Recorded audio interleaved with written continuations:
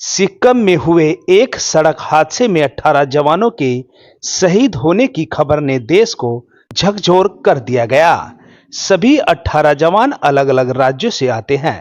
जनपद मुजफ्फरनगर की धरती पर जन्मा जवान लोकेश भी इस हादसे में शहीद हो गया।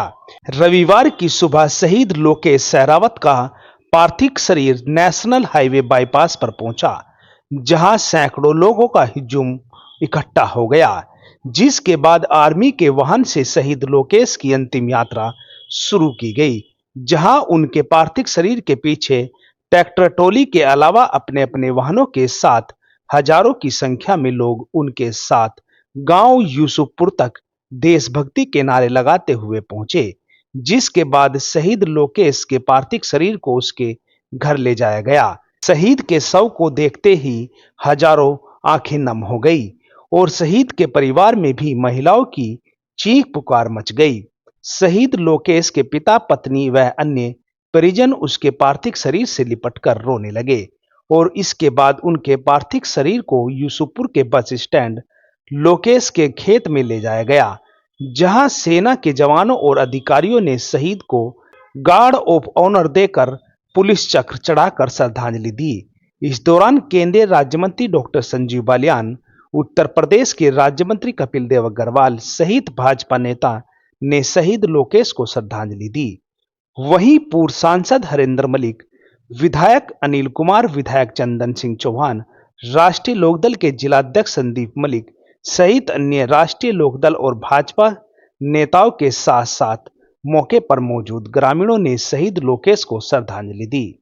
हम आपको बता दें कि थाना भोपा क्षेत्र के गांव यूसुफपुर निवासी लोकेश सिंह सहरावत पुत्र उदयवीर सिंह 2013 में सेना में भर्ती हुआ था।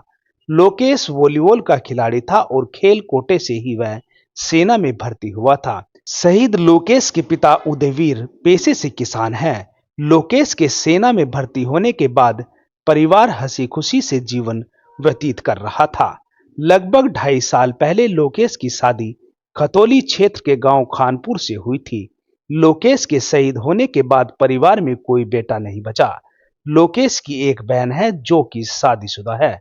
जानकारी के अनुसार उत्तर प्रदेश के मुख्यमंत्री योगी आदित्यनाथ ने शहीद लोकेश के परिवार को 50 लाख रुपए की धनराशि देने की घोषणा की गई है। देखिए, लोकेश मुजफ्फरनगर का सपूत, वहाँ पे एक दुर्घटना जो उसमें शहीद हुए हैं, पूरे जनपद को दुख भी है और गौरव भी है इस बात का। उसके अंतिम संस्कार से ही हम सब लोग आए हैं और ऐसा लग रहा था कि पूरे अंतिम संस्कार में देशभक्ति की भावना इस तरह से थी युवाओं में कि इतनी बड़ी संख्या में, हजारों की संख्या में लोगों ने उन्हें विदाई दी है, भावभीनी विदाई दी है। ईश्वर उनकी आत्मा को शांति दे। और जो परिवार नहीं, पूरा मुजफ्फरनगर जनपद इस बात से आज दुखी है।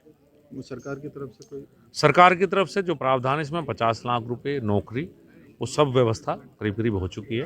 कहते हैं कि शायद आज अकाउंट में आ भी जाएंगे। इसके अलावा शहीद का एक सड़क की बात है, सरकार की तरफ से होती है, और एक गेट की बात आई थी, वो ब्लॉक प्रमुख या जिला पंचायत अध्यक्ष वहाँ पे थे, उनकी तरफ से अगर गांव सहमति देगा तो कहीं उसका गेट भी उसमें बनाया जाएगा। हम सबको जानकारी है कि सिक्किम के अंदर एक मिलिट्री गाड़ी फिसलने से 18 नौजवान शहीद हुए हैं। ये बहुत ही दुखद घटना पूरे प्रदेश के लिए, पूरे हिंदुस्तान के लिए। लेकिन उससे भी अधिक महत्वपूर्ण और दुखद घटना हमारे मुजफ्फरनगर जनपद के लिए भी है कि जिसमें हमारे जनपद के यूसुफपुर गांव का एक नौजवान लोकेश सहरावत भी उस घटना का शिकार हुआ और वो शहीद हुआ है।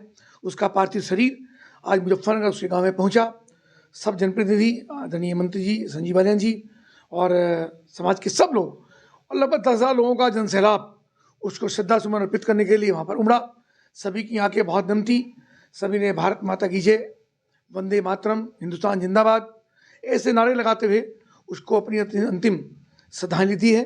माननीय मुख्यमंत्री योगी आदित्यनाथ जी की ओर से 50 लाख रुपए की अनुमन्य सहायता राशि और एक परिवार में से किसी एक व्यक्ति को नौकरी और उसके गांव का जो मार्ग है उसके नाम से करने की घोषणा की है। ये बहुत छोटी और यह कह सकते हैं कि किसी के जीवन के मूल्य के रूप में चीज़ें नहीं होती हैं, लेकिन फिर भी परिवार को सांत्वना के लिए माननीय मुख्यमंत्री की ओर से विशेष संदेश भेज करके और उनकी ओर से हमने वहाँ पर श्रद्धासुमन अर्पित किए हैं।